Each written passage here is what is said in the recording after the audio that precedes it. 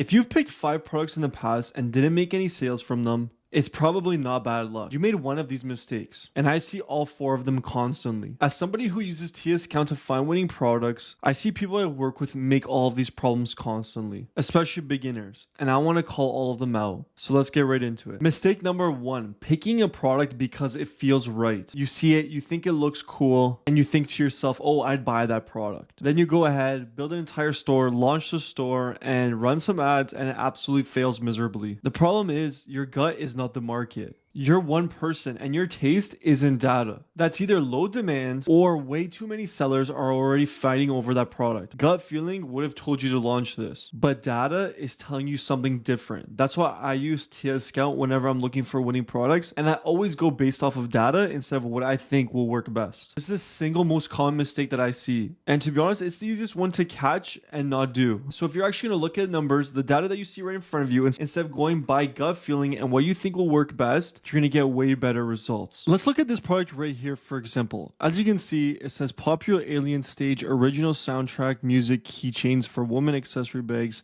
songs. So it's essentially some type of keychain. And what I see here is, okay, this is a cool, unique product. It could have potential. Yeah, of course. But what I see based on the data is that TSScout is telling me that there's actually 0 total sold, which is not a really good sign for a product that I want to sell. Now, if we look at other ways to search the product, we can go to Google and see what we can see about this product. So we can see there's other sellers selling this product. It's some type of keychain with kind of like a music cover background. So cool, unique product. But based on what I see, it's not really a product I'd want to sell. Now let's go check Amazon. So they have some relationship ones. They have like the QR code for some other songs. So I can see there is some type of niche for it. But to be honest, based on the data I see and the information I'm seeing, 0 sold. So based on this information, if this was you, you'd probably go off of your gut feeling and say, okay, yeah, this is a great product to sell. It looks cool, unique. There's so many other people trying to sell it.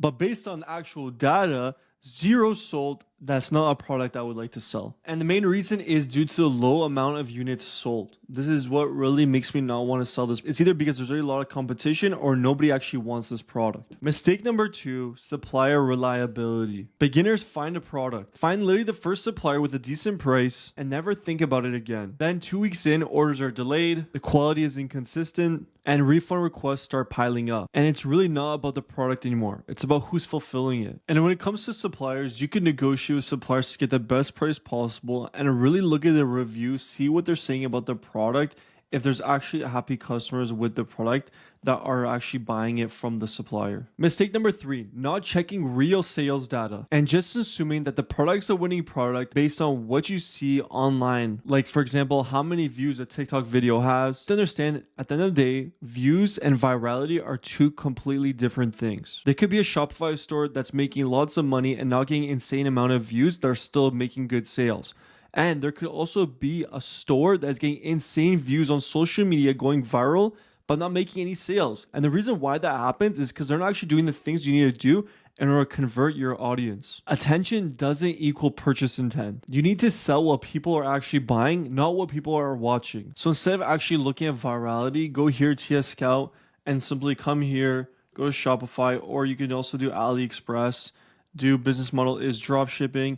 And then you can see all the different types of sellers selling products. So you can see here, this one is similar to what we just saw.